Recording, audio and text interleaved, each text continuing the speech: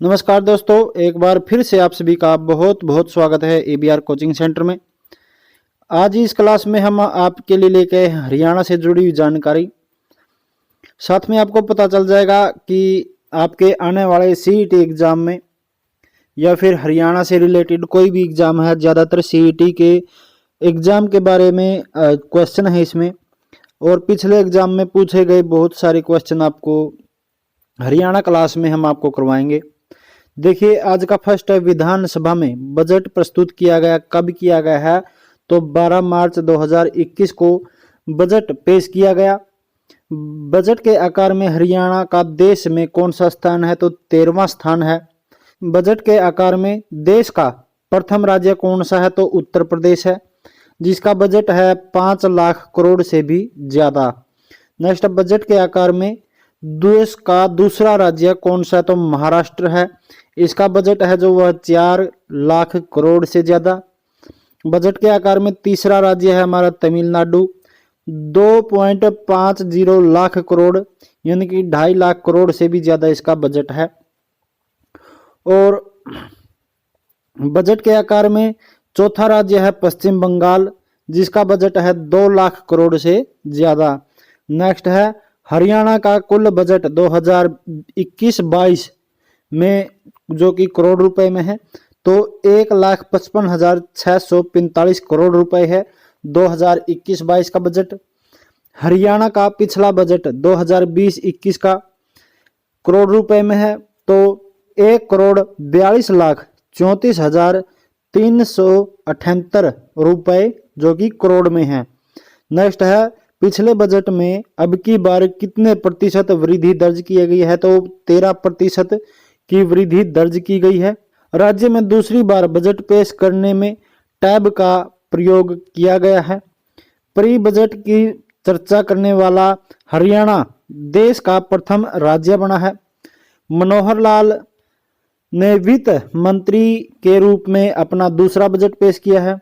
देश की जीडीपी में हरियाणा का हिस्सा 4.07% है। इस बार बजट में इंफ्रास्ट्रक्चर पर सर्वाधिक जोर दिया गया। अब की बार जीएसटी में राज्य की आमदनी 11% बढ़ी है। एससी यानी कि अनुसूचित जाति के लोगों के लिए कानूनी सहायता राशि 11,000 रुपये से बढ़ाकर 22,000 रुपये कर दी गई है। और पिछली बार का संभावित घाटा 2020-21 रहा है, तो 29,193 करोड़ रुपए जो कि 2.9% है। पिछला राजकोषीय घाटा 2019-20 का 22,461 करोड़ रुपए जो कि 2.86% था। वर्ष 2018-19 में राजकोषीय घाटा 1.54% था। नेक्स्ट बात करते हैं हम, वर्ष 2017-18 में राजकोषीय घाटा 1.63% और वर्ष 2016-17 में राजकोषीय घाटा 2.83% था। अगले 5 साल में राजस्व घाटा 0% करने का लक्ष्य रखा गया है। वर्ष 2021-22 के लिए राजकोषीय घाटा सकल घरेलू उत्पाद का अनुमानित 3.83% होने का अनुमान लगाया जा रहा है। हरियाणा पर कुल कर्ज है 2020-21 में, तो वो है 19,982 करोड़ रुपए। बात करते हैं वर्ष 2020-21 की, तो राज्य में प्रति व्यक्ति आय रही है 2,39,535 रुपए और पिछले वर्ष 2019-20 में राज्य के प्रति व्यक्ति की आय 2,47,628 रुपए थी, जो 8,093 रुपए कम हो गई है। राज्य को 2020-21 में जीएसटी से पैसा प्राप्त हुआ है 26,088 करोड़ रुपए। कुल बजट का 11.8% शिक्षा पर खर्च होगा, जो पिछले बजट से 17.8% अधिक है। नेक्स्ट है, राज्य में सकल घरेलू उत्पाद स्थिर कीमतों पर 2020-21 में रहा, जो वो है 5,28,070 करोड़ रुपए। राज्य के सकल घरेलू उत्पाद में स्थिर कीमतों पर नकारात्मक वृद्धि दर्ज की गई, वो है 5.7%। राज्य में चालू कीमतों पर सकल घरेलू उत्पाद अनुमानित था 7,64,872 करोड़ रुपए। राज्य में चालू कीमतों पर सकल घरेलू अनुपात में कितनी फीसदी नकारात्मक वृद्धि दर्ज की गई? तो 2% की वृद्धि दर्ज की गई है। बात करते हैं किसको कितना आवंटन हुआ है, तो किसान, डेयरी, पशुपालन और कृषि के लिए कृषि किसान को 6,110 करोड़ रुपए, जो कि पिछले बजट से 20% अधिक है। कृषि कल्याण के लिए 2,998 करोड़ रुपए, सिंचाई के लिए 5,081 करोड़ रुपए, बागवानी के लिए 498 करोड़ रुपए, पशुपालन डेयरी के लिए 1,225 करोड़ रुपए और मत्स्य के लिए जो मछली पालन के लिए है उसको आवंटन हुए हैं 125 करोड़ रुपए। पूरे भारत में 1,000 किसान एटीएम स्थापित किए जाएंगे। 125 स्कूल कॉलेजों में मृदा जांच की लैब भी बनाई जाएगी। कितने स्कूल कॉलेजों में? 125 स्कूल और कॉलेजों में मृदा जांच लैब है जो बनाई जाएगी। नेक्स्ट बात करते हैं हम, राज्य की 32 मंडियों को ई नाम से जोड़ा जाएगा। धान का रकबा 2 लाख एकड़ कम करने का लक्ष्य रखा गया है। आम, अमरूद, सिटिक फलों के लिए अनुदान 16,000 रुपये से बढ़ाकर 20,000 रुपये किया गया है। 1 लाख एकड़ में जीरो बजट यानी कि जैविक खेती की शुरुआत की जाएगी। 1,000 किसान उत्पादक संगठन बनेंगे। 1 लाख एकड़ क्षारीय लवणीय भूमि का सुधार किया जाएगा। फसल अवशेष प्रबंधन के लिए 100 कंप्रेस्ड बायोगैस और बायोमास प्लांट लगाए जाएंगे। शेरला गांव यानी कि लोहारू में, जिला भिवानी में वीटा का लघु बूथ सेंटर लगेगा। नेक्स्ट है गरवा गांव लोहारू में जो है, भिवानी में झींगा मछली कल्चर सेंटर स्थापित किया जाएगा। लोहारू भिवानी में बकरी प्रजनन केंद्र स्थापित किया जाएगा। ये जो है 2021-22 के बजट की बात है। 1,020 राजकीय पशु चिकित्सालयों को कंप्यूटरीकरण किया जाएगा और पशु बीमा पर 100 रुपये प्रीमियम मिलेगा। दुधारू भैंस की मौत पर 80,000 रुपये का मुआवजा मिलेगा। 330 गौशालाओं में सौर संयंत्र स्थापित किए जाएंगे। 70 लाख पशुओं का बीमा किया जाएगा। नेक्स्ट बात हम करते हैं शिक्षा के क्षेत्र में। तो शिक्षा के क्षेत्र में मिला है कुल बजट 18,410 करोड़ रुपए। पिछली बार से ज़्यादा रहा है 17.8%। 9वीं से 12वीं कक्षा तक मुफ्त शिक्षा मिलेगी। 9वीं से 12वीं तक के बच्चों को मुफ्त में टैब मिलेंगे।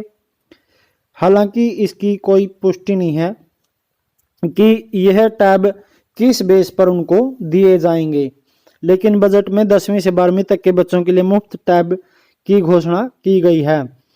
रेवाड़ी व पंचकुला की तर्ज पर, जैसे कि रेवाड़ी और पंचकुला में है, उनकी तर्ज पर हिसार और करनाल में 100 सुपर कार्यक्रम प्रशिक्षण केंद्र बनाए जाएंगे। सरकारी स्कूलों में 700 करोड़ की लागत से डिजिटल क्लास रूम बनाए जाएंगे। पहली से तीसरी तक के 8400 यानी कि 8,400 स्कूलों में प्रारंभिक भाषा व गणितीय कौशल की शिक्षा मिलेगी। यानी कि जो प्रारंभिक भाषा हमारी है उसके और गणित के जो कौशल के लिए शिक्षा दी जाएगी। मानेसर में इंजीनियरिंग प्रौद्योगिकी संस्थान स्थापित किया जाएगा।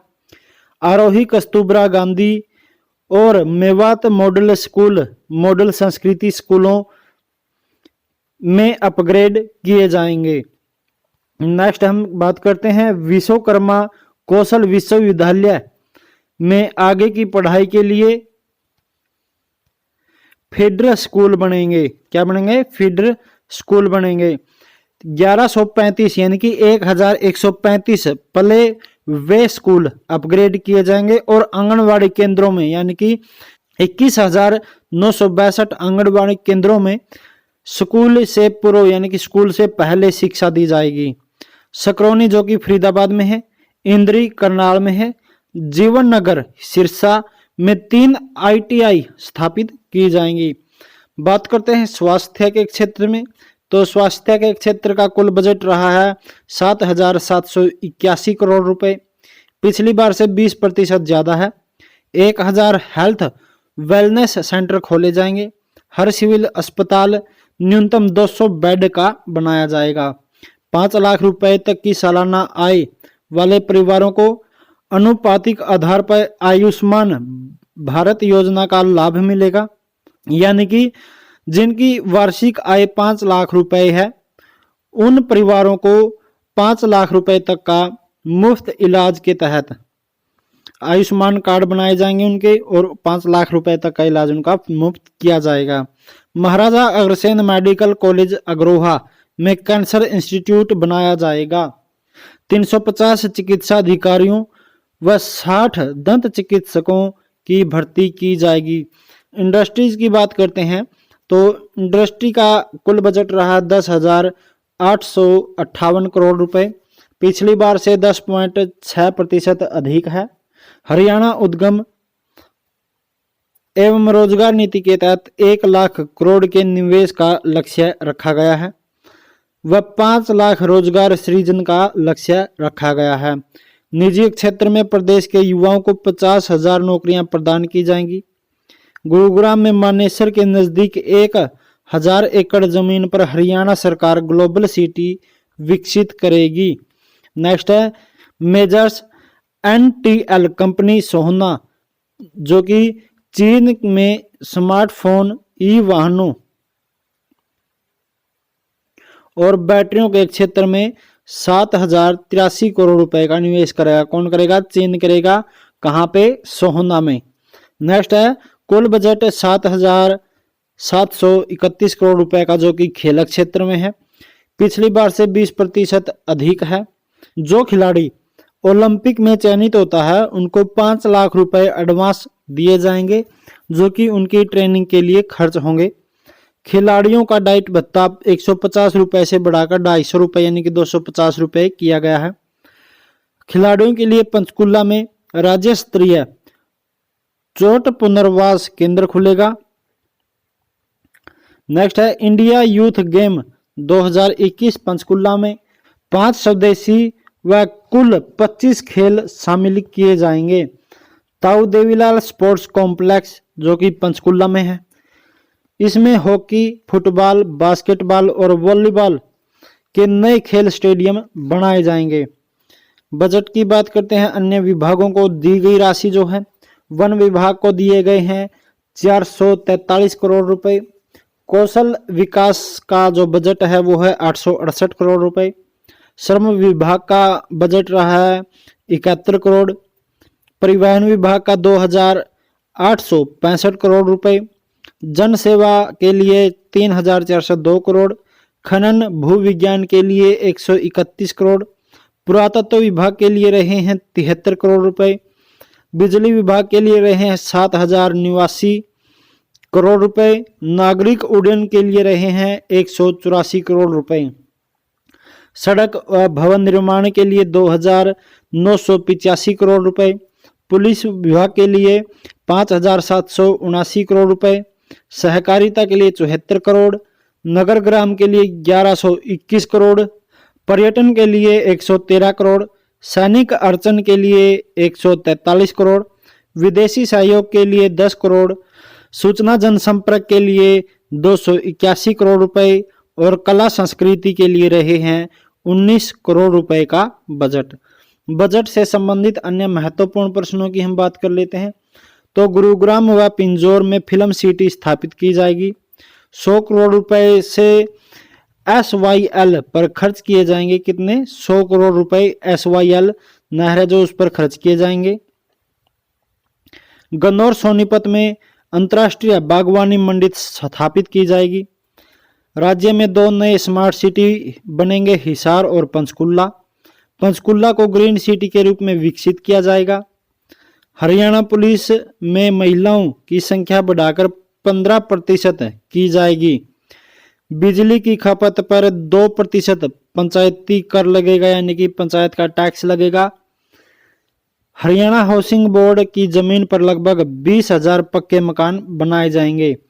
नेक्स्ट इसमें है गौशालाओं में 2021-22 के दौरान 1200 किलोवाट के ऊर्जा संयंत्र लगाए जाएंगे। यमुना नदी के प्रवाह स्थल में हथनी कुंड अपस्ट्रीम बांध बनेगा। वृद्धा पेंशन को बढ़ाकर 25 रुपये किया गया है।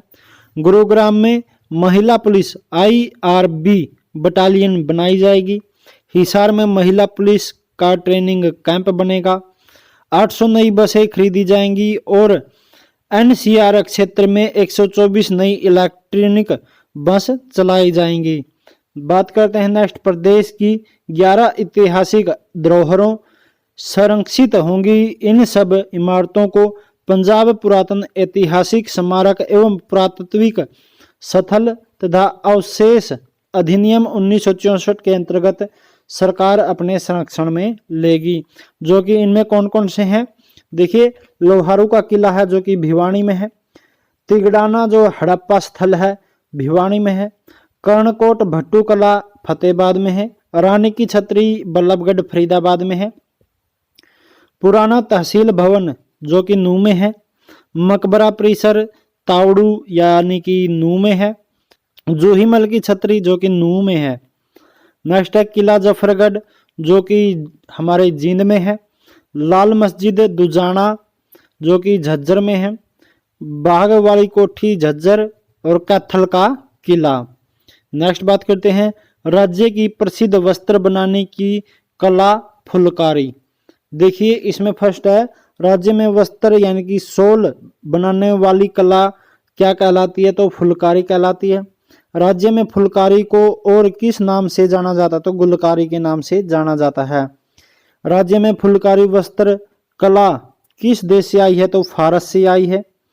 बाग व फुलकारी का संयोजन क्या कहलाता है, चौप कहलाता है।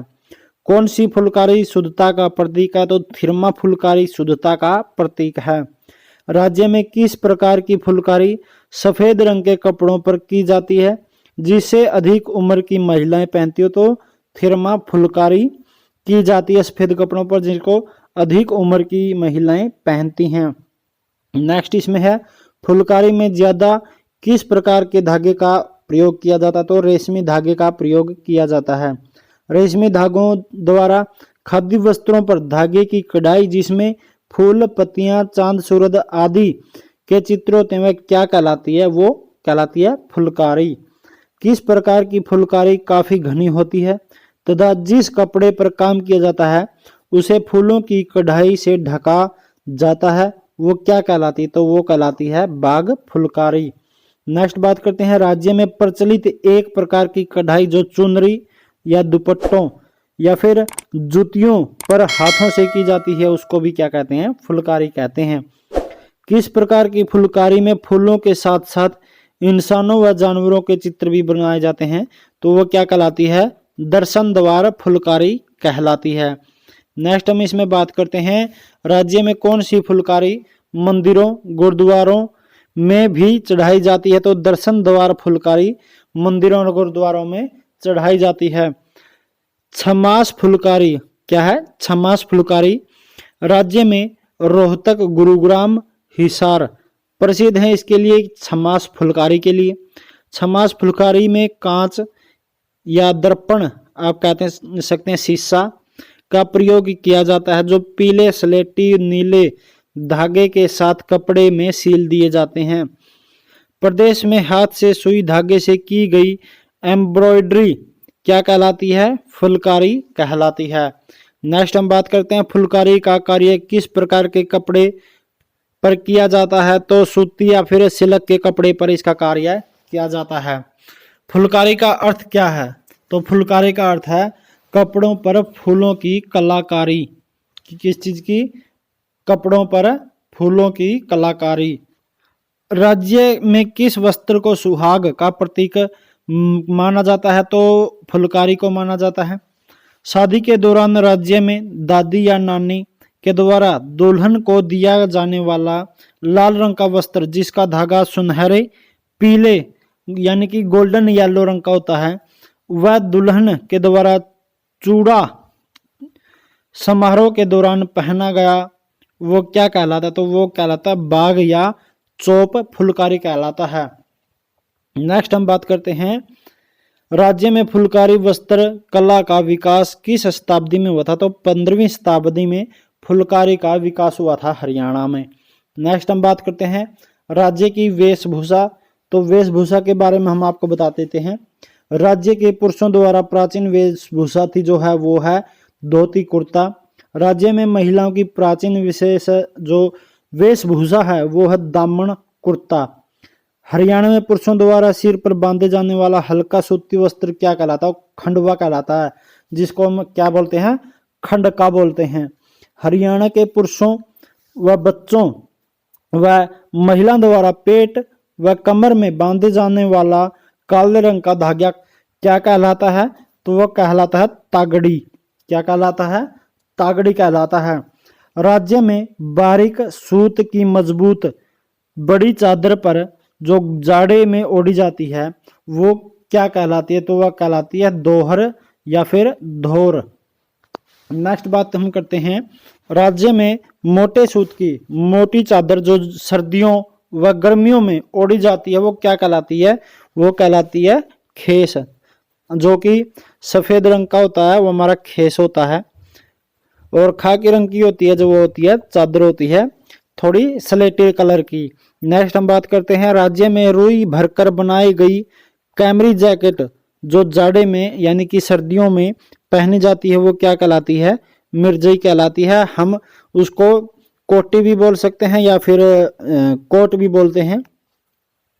नेक्स्ट है राज्य में एक लंबा पटकानुमा गर्म कपड़ा जो सर्दियों में गर्दन पर लपेटा जाता है क्या कहलाता है? मफलर कहलाता है या फिर गुल्लीबंद क्या बोलते हैं? मोफलर बोलते हैं। राज्य में जाड़े यानी कि सर्दियों में बच्चों को पहना जाने वाला टोपा जिसको रंग बिरंगी झालर होती हैं जो कमर तक लटकी रहती है उसको क्या बोलते हैं? उसको बोलते हैं फरगल। नेक्स्ट है राज्य में किस वस्त्र को इज्जत का प्रतीक माना जाता है? तो पगड़ी को माना जाता है, खंडवा को माना जाता है। नेक्स्ट हम बात करते हैं विवाह में चढ़ाए जाने वाला रेशमी ओढ़ना क्या होता है? डिमाच होता है। क्या होता है? डिमाच होता है। नेक्स्ट हम बात करते हैं हरियाणा में किस सभ्यता के लोग खाल या फिर ऊन व रुई के वस्त्र बनाने की कला में निपुण थे? तो कौन थे? सिसवाल सभ्यता के लोग जो थे वो खाल से और ऊन व रुई से वस्त्र बनाने की कला में निपुण थे। राज्य में शॉल बनाने की कला क्या कहलाती है? तो फुलकारी कहलाती है, जो कि आपको पहले ही बता दिया गया है। राज्य में खद्दर के कपड़े का फूल छपा घाघरा क्या कहलाता है? तो बोरडा कहलाता है। क्या कहलाता है? बोरडा कहलाता है। जो खद्दर का कपड़ा होता है उस पर फूल छाप दिए जाते हैं, फुलकारी की जाती है, तो क्या कहलाता है? बोरडा कहलाता है। नेक्स्ट हम बात करते हैं राज्य में नीले कपड़े पर पीले पाट की कढ़ाई वाला घाघरा क्या कहलाता है? तो लह कहलाता है। क्या कहलाता है? लह कहलाता है। राज्य में नीले खद्दर का लाल टिक्कों वाला कपड़ा का घाघरा क्या कहलाता है? तो कैरी कहलाता है। क्या कहलाता है? कैरी कहलाता है। अब आपको बता दें कि डाक पाता, पीपल पाता, नई चाल, गेहूं दाना और तेरी मेरी सलाह ये घाघरे हैं जो दामन की किस्में हैं। ये सभी क्या किस्में आते हैं? 52 गज का दामन में आते हैं। वो आपने सुना होगा मेरा 52 गज का दामन सिमा दे हो नदी के बीरा। ठीक है, तो किस में आते हैं? ये घाघरा और दामन में आते हैं। नेक्स्ट है खद्दर के कपड़ों पर दूज के चांद और तारे की छपाई वाला घाघरा क्या कहलाता है? चांद तारा घाघरा कहलाता है। 4 नीले और 4 लाल धागों की बुनाई वाले खद्दर से बना बगैर कली का घाघरा क्या कहलाता है? खारा कहलाता है। बंधाई पद्धति से रंगे हुए खद्दर का घाघरा तो उसको क्या बोलते हैं? गोलड़ों की ले बोलते हैं। बंधाई पद्धति से तैयार किया गया ओढ़ना और यानी कि ओढ़ने वाला तो क्या कहलाता है? लहरिया कहलाता है। बच्चों के जन्म पर पीहर से दिया गया ओढ़ना क्या कहलाता है? पीढ़िया कहलाता है। जो बच्चों को ओढ़ने के लिए दिया जाता है पीढ़िया लेकर आते हैं, क्या बोला जाता है? पीढ़िया बोला जाता है। नेक्स्ट है बाग व फुलकारी का संयोजन क्या कहलाता है? तो बाग और फुलकारी को दोनों को आपस में जोड़ देते हैं तो चोप कहलाता है। कढ़ाई किया गया साल क्या कहलाता है? सोपली कहलाता है या फिर दोसाला कहलाता है। नेक्स्ट गहरे लाल रंग की किनारों पर छपी ओढ़नी को क्या कहते हैं? सोपली कहते हैं। क्या कहते हैं? सोपली कहते हैं। चांद तारा घाघरा किस कपड़े से बना होता है? तो खद्दर से बना होता है। छोटे बच्चों को पहनावा क्या कहलाता है? तो जुगला कहलाता है। जो छोटे बच्चों को पहना जाता है, जो 1 महीने के, 2 महीने के या 1 साल के होते हैं, उनको पहना जाता है तो क्या कहलाता है? जुगला कहलाता है। खद्दर की रजाई क्या कहलाती है? ये सबको पता भाई, सोड़ कहलाती है। जो ठंड में ओढ़ी जाती है, ओढ़कर रात को सोते हैं, वो क्या कहलाती है? सोड़ कहलाती है। अभी तो खद्दर की नहीं है, लेकिन कपड़े की बनाने जरूर लगे हैं, उसमें रोई भरी जाती है। ठीक है भाई। राज्य में महिलाओं द्वारा दिया जाने वाला वस्त्रों का उपहार क्या कहलाता है? तो तीड़ कहलाता है भाई। अगर लेडीज एक दूसरे को कपड़े देती हैं, या फिर अपने पीहर से लेके आती हैं, या फिर बाजार से लेकर आती हैं कपड़े, तो उनको क्या कहते हैं? तीड़ कहते हैं। क्या कहते हैं? तीड़। ठीक है, नेक्स्ट बात करते हैं हम भाई, राज्य में पहने जाने वाली सैनिक फैशन की पगड़ी क्या कहलाती है? तो क्या कहलाती है? साफा। भाई अंगोछा भी कहते हैं हमें, तो साफा कहलाती है भाई।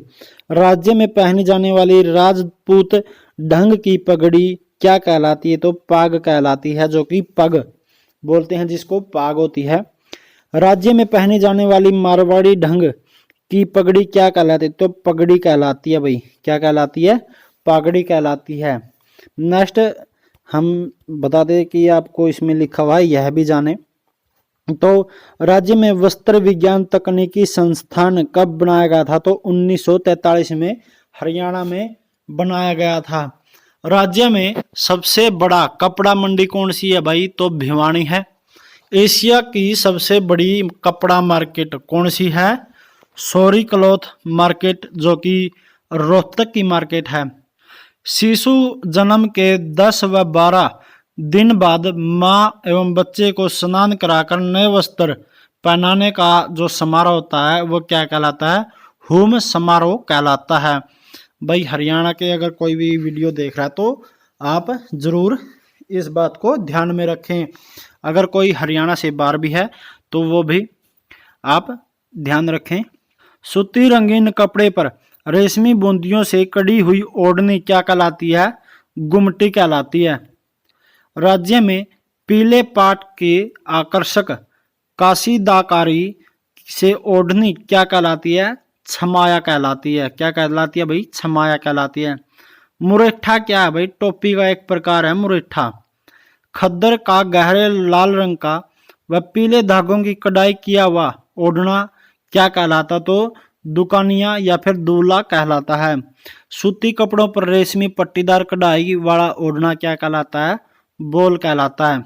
नेक्स्ट है पक्के लाल रंग का ओढ़ना, जिसमें कई प्रकार की कढ़ाई, जैसे जलसे की कढ़ाई, बटनों की कढ़ाई, फरकीदार कढ़ाई व मिर्चों के पेड़ की कढ़ाई की जाती है, वो क्या कहलाती है? तो वो कहलाती है कंध।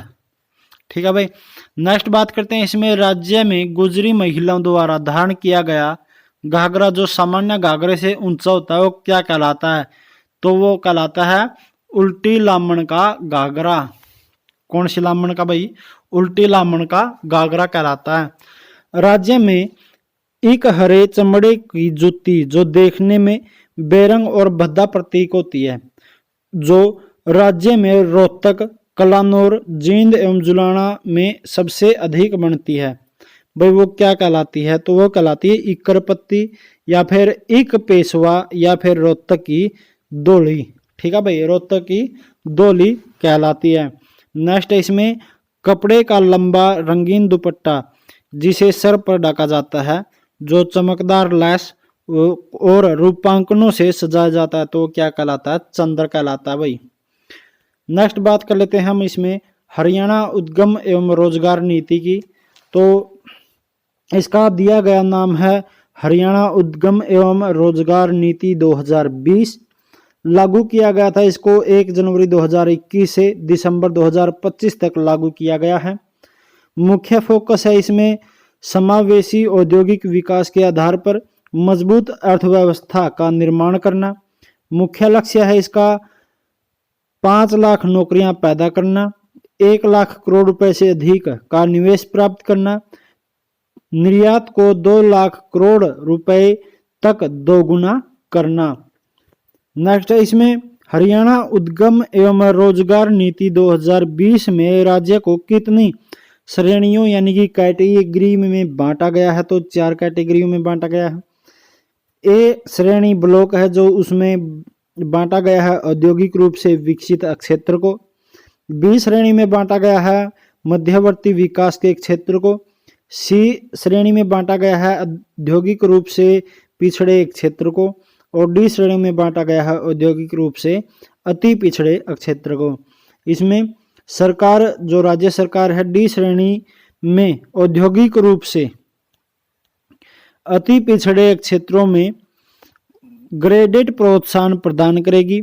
हरियाणा उद्यम एवं रोजगार नीति 2020 में विशेष focus auto composter, light engineering, खाद्य प्रसंस्करण, कपड़ा, electronic system, device, aerospace, pharmaceutical व चिकित्सा उपकरणों, रासायनिक, petrochemical, large scale energy, dead storage जैसे उद्योगों पर विशेष फोकस दिया जाएगा। नेक्स्ट इसमें एमएमआई नीति में सूक्ष्म, लघु और मध्य क्षेत्र के विकास और उनका कारोबार बढ़ाने पर विशेष जोर दिया जाएगा।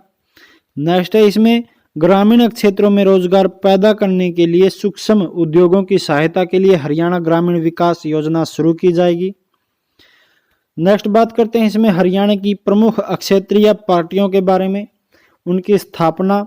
हरियाणा विशाल पार्टी की स्थापना हुई थी सबसे पहले 1968 में। चुनाव चिन्ह था इनका उगता हुआ सूरज। संस्थापक हैं इसके राव वीरेंद्र सिंह। नेक्स्ट है इसमें हरियाणा या भारतीय लोक दल जिसकी स्थापना हुई थी 1974 में। चुनाव चिन्ह है इनका हल जोता हुआ किसान। संस्थापक थे इनके चौधरी देवीलाल जी। इस जो पार्टी के बारे में बता दें, वर्ष 1987 में इस पार्टी ने चुनाव जीतकर चौधरी देवीलाल जो है हरियाणा प्रदेश के मुख्यमंत्री बने थे। नेक्स्ट बात करते हैं जनता दल की।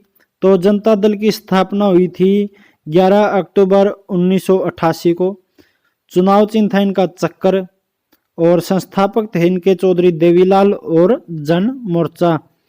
नेक्स्ट है हरियाणा विकास पार्टी। स्थापना हुई थी इनकी 1991 में। चुनाव लड़ा है इन्होंने 1996 में। इनका जो चुनाव चिन्ह था वो था गुड्डा गुड्डी और संस्थापक थे इनके चौधरी बंसीलाल जी। इंडियन नेशनल लोकदल जो स्थापना थी इनकी वो हुई थी 1996 में। चुनाव चिन्ह था इनका चश्मा और संस्थापक थे चौधरी देवीलाल और ओम प्रकाश चौटाला। नेक्स्ट है इसमें हजका पार्टी। हरियाणा जनहित कांग्रेस की बात करते हैं तो स्थापना इनकी हुई थी 2 दिसंबर 2007 को। चुनाव चिन्ह हुआ था इनका ट्रैक्टर और संस्थापक थे भजनलाल। नेक्स्ट है इसमें जननायक जनता पार्टी यानी कि जेजेपी। स्थापना हुई है इनकी 9 दिसंबर 2018 को। चुनाव चिन्ह शुरू में इनका बनाया गया था चप्पल का, तो बाद में चाबी का पक्का निशान मिला। और संस्थापक हैं इनके दुष्यंत चौटाला जो कि हरियाणा के उप मुख्यमंत्री हैं। इनमें राज्य में अन्य जो पार्टियां हैं वो है हरियाणा जनशक्ति पार्टी। संस्थापक हैं विनोद कुमार। अपना भारत मोर्चा पार्टी है अशोक तंवर संस्थापक हैं इनके। लोकतंत्र सुरक्षा पार्टी यानी कि लोसूपा संस्थापक इनके राजकुमार सैनी। हरियाणा लोकहित कांग्रेस इसके संस्थापक हैं गोपाल कांडा। नेक्स्ट हम बात करते हैं नगर निगम की। तो कुल नगर निगम है इसके 11। प्रथम नगर निगम है फरीदाबाद की। इसकी स्थापना हुई थी वो हुई थी मई 1994 को। द्वितीय नगर निगम है गुरुग्राम। गठन हुआ था इसका 2008 को। नई 11वीं नगर निगम मानेसर गठन हुआ है 23 दिसंबर 2020 को। क्षेत्रफल है इसका 124.32 वर्ग किलोमीटर का। हिसार, रोहतक, पंचकुला, यमुनानगर, करनाल, अंबाला, पानीपत को नगर निगम का दर्जा दिया गया है 2010 में। 10वें नगर निगम के रूप में सोनीपत का गठन किया गया 1 जून 2015 को। नेक्स्ट बात करते हैं इसमें जनसंख्या के लिहाज से सबसे बड़ी नगर निगम है फरीदाबाद। जनसंख्या के लिहाज से सबसे छोटी नगर निगम है पंचकुला। हरियाणा नगर निगम संशोधन विधेयक पारित किया गया था 2017 में।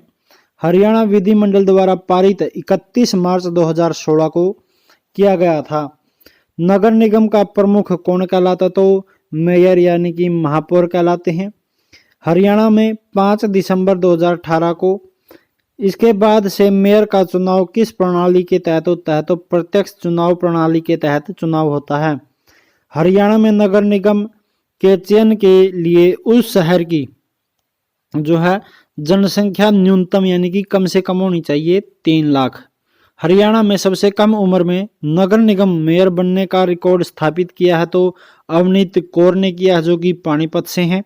सीवरेज मेन होल की सफाई रोबोट से करवाने वाली राज्य की प्रथम नगर निगम कौन सी है, गुरुग्राम है। नगर निगम के महापौर की बात करते हैं तो पंचकुला के हैं जो कुलभूषण गोयल भाजपा पार्टी से हैं। अंबाला से हैं शक्ति रानी शर्मा हरियाणा जनशक्ति पार्टी से। सोनीपत की निखिल मदान कांग्रेस से। फरीदाबाद से सुमन बाला भाजपा से। गुरुग्राम से हैं मधु आजाद भाजपा से हैं। रोहतक से हैं श्री मनमोहन गोयल भाजपा से। यमुनानगर में मदन चौहान भाजपा से। करनाल में रेणु बाला गुप्ता हैं जो वो भी भाजपा से हैं। पानीपत की अवनीत कौर हैं भाजपा से। हिसार की गौतम सरदाना हैं भाजपा से। और मानेसर की जो नगर निगम है वो है नवगठित यानी कि नई गठित की जाएगी। नेक्स्ट है हरियाणा की न्यायिक प्रशासन एवं विभिन्न आयोग की बात करते हैं तो हरियाणा किसान आयोग गठन हुआ था इसका 15 जुलाई 2012 को और प्रथम अध्यक्ष इसके रहे हैं श्री RS परोदा। मुख्यालय बनाया गया है इसका सेक्टर 17 चंडीगढ़ में। वर्तमान में इसके अध्यक्ष हैं डॉक्टर रमेश कुमार यादव। नेक्स्ट है इसमें हरियाणा पशुधन विकास बोर्ड, इसका गठन किया गया था 12-13 जनवरी 2000 में। हरियाणा पशु अधिनियम 2019 में लागू किया गया। गौवंश संरक्षण एवं संवर्धन अधिनियम लागू किया गया था 18 मार्च 2015 में। अधिसूचित किया गया था इसको 19 नवंबर 2015 में और इसके खिलाफ सजा का प्रावधान है जो वो है 2 वर्ष से 10 वर्ष तक।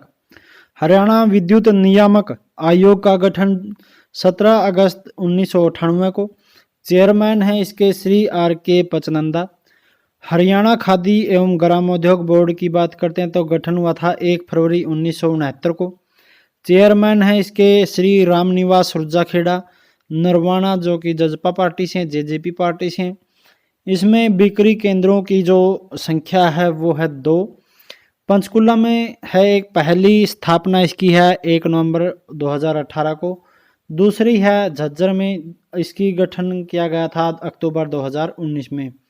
नेक्स्ट बात करते हैं हरियाणा राज्य महिला आयोग की तो राज्य महिला आयोग का गठन किया था 20 दिसंबर 1999 को। वर्तमान अध्यक्ष हैं इसकी प्रतिभा सुमन। वर्तमान उपाध्यक्ष हैं प्रीति भारद्वाज। मुख्यालय है इसका पंचकुला में। कार्यकाल रहता है इनका 3 वर्ष का। इसमें कुल सदस्य हैं 6, 1 अध्यक्ष उपाध्यक्ष और 4 गैर सरकारी सदस्य। यह एक परामर्शकारी संस्था है जो कि महिला आयोग के लिए महिलाओं के लिए परामर्श देती है। नेक्स्ट है इसमें हरियाणा मानवाधिकार आयोग, जिसका गठन किया गया था दिसंबर 2012 में। मानवाधिकार संरक्षण अधिनियम 1993 की धारा 21 के तहत इसका गठन किया गया था। प्रथम अध्यक्ष थे इनके श्री विजेंद्र जैन। मुख्यालय है इसका चंडीगढ़ में और सब कार्यालय है जो वो है हरियाणा भवन नई दिल्ली 2015 में गठित किया गया बनाया गया। वर्तमान अध्यक्ष हैं इसके डॉक्टर सतीश कुमार मित्तल। कार्यकाल होता है इनका 5 वर्ष या फिर 17 वर्ष की आयु तक। नेक्स्ट है इसमें राज्य वित्त आयोग की बात करते हैं तो गठन किया गया था 31 मई 1994 को। संविधान के अनुच्छेद 243(1) तथा 243(4) के तहत हरियाणा पंचायती राज अधिनियम 1994 की धारा 32 क के तहत इसका गठन किया गया। कार्यकाल होता है इनका 5 वर्ष का। वर्तमान में छठे वित्त आयोग का कार्यकाल 2021-22 से 2025-26 तक है। छठे वित्त आयोग के चेयरमैन हैं पी राघवेंद्र राव।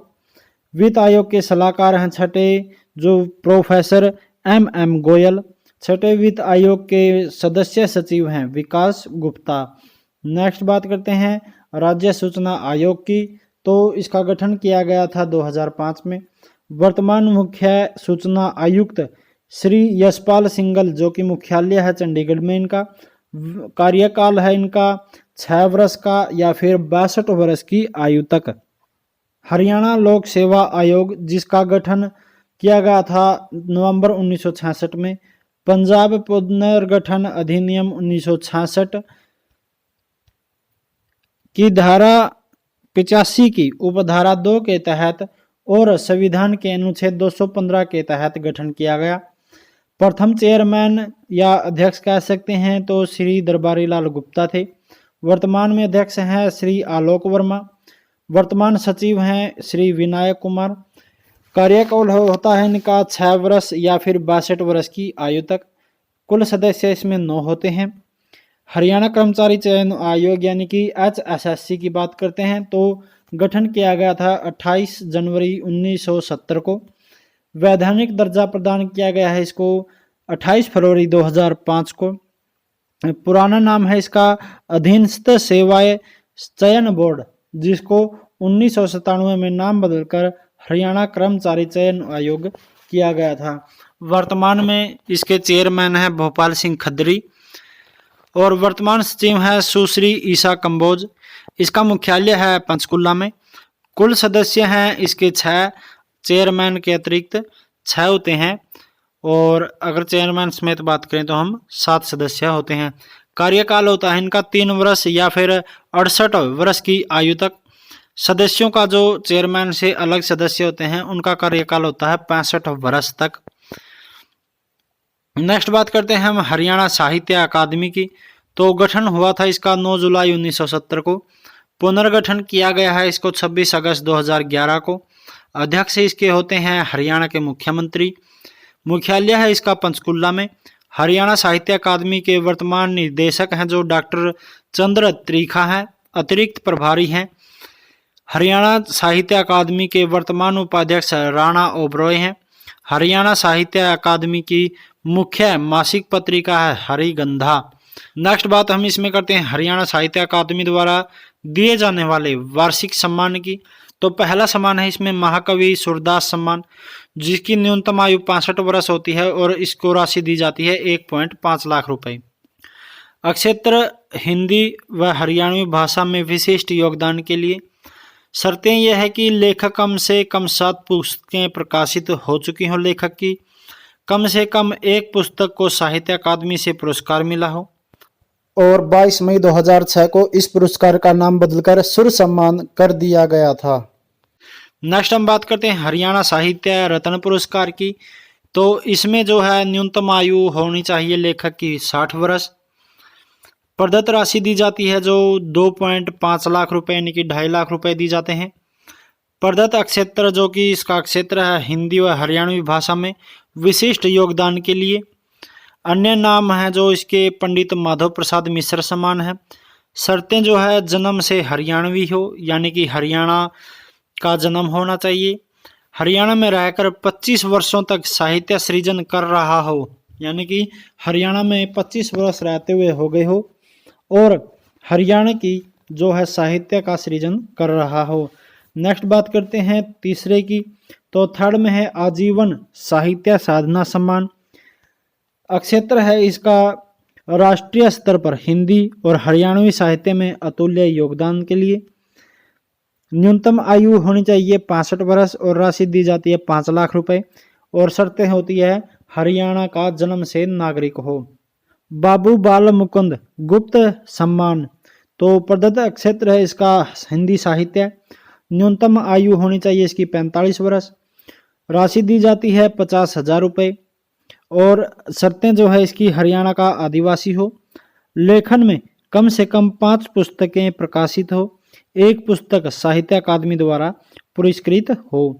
नेक्स्ट बात करते हैं 5वें की, तो लाला देशबंधु गुप्त सम्मान पुरस्कार, तो प्रदत्त क्षेत्र है साहित्य पत्रिका। आयु होनी चाहिए इसकी 45 वर्ष और प्रदत्त राशि जो दी जाती है 1 लाख रुपए दी जाती है। इसमें शर्तें हैं कि हरियाणा का आदिवासी हो, उसकी कम से कम 2 पुस्तकें प्रकाशित हो चुकी हों। पंडित लक्ष्मीचंद सम्मान पुरस्कार की बात करते हैं तो प्रदत्त क्षेत्र है हरियाणवी भाषा, कला, संस्कृति, इतिहास व लोक साहित्य क्षेत्र में। न्यूनतम आयु इसकी होनी चाहिए 45 वर्ष, राशि दी जाती है 1 लाख रुपए। साहित्यकार की कम से कम 5 पुस्तकें प्रकाशित हो चुकी हों और उनकी पुस्तक साहित्य अकादमी द्वारा पुरस्कृत हो, ये शर्तें इसमें सम्मान के लिए दी जाती हैं।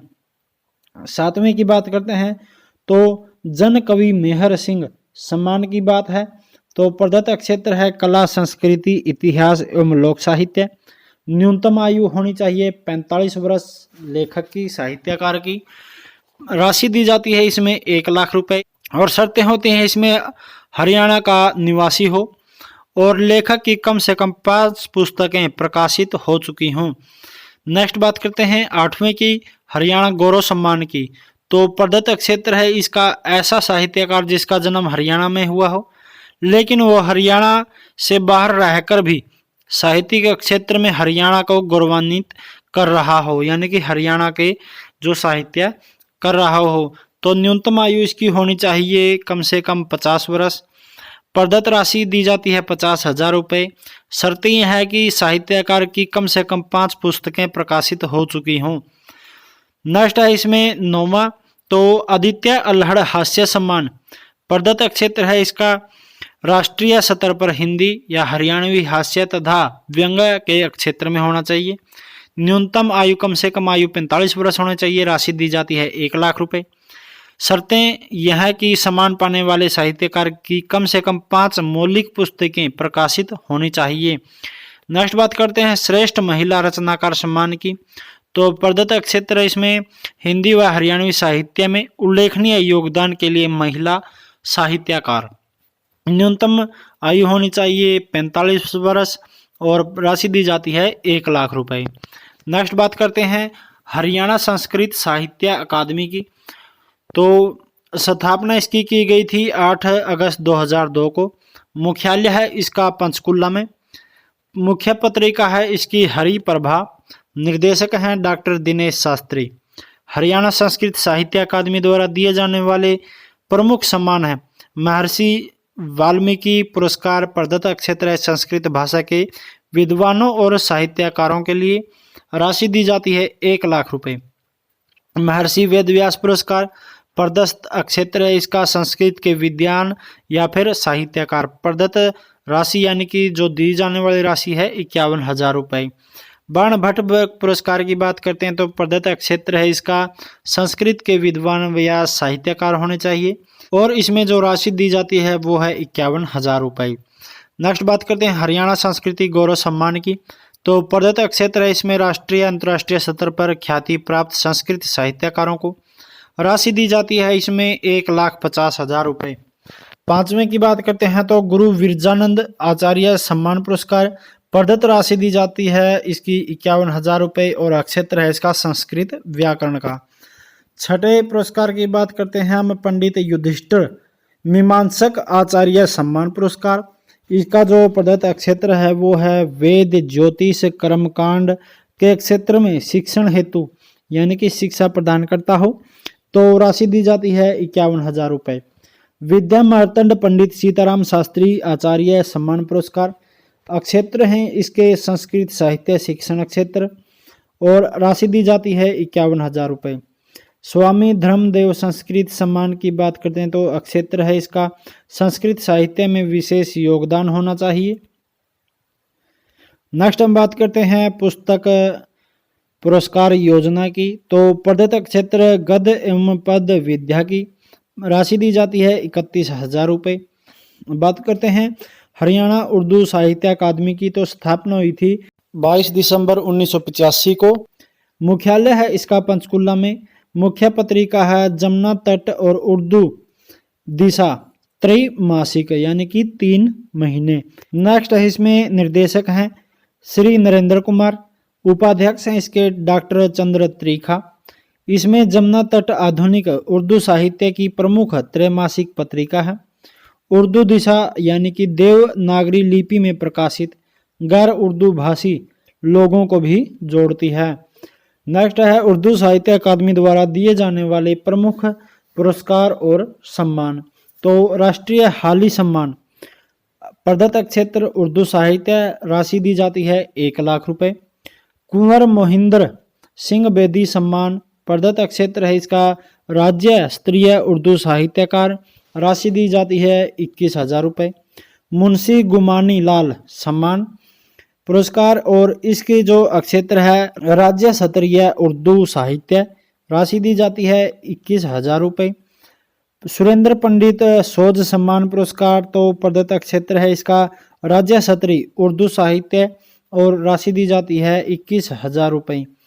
हरियाणा उर्दू अकादमी ने वर्ष 2021 में कितनी पुस्तकों को पुरस्कार व कितनी पांडुलिपियों को अनुदान देने का फैसला किया? तो 14 पुस्तकों व 4 पांडुलिपियों को अनुदान देने का फैसला किया है।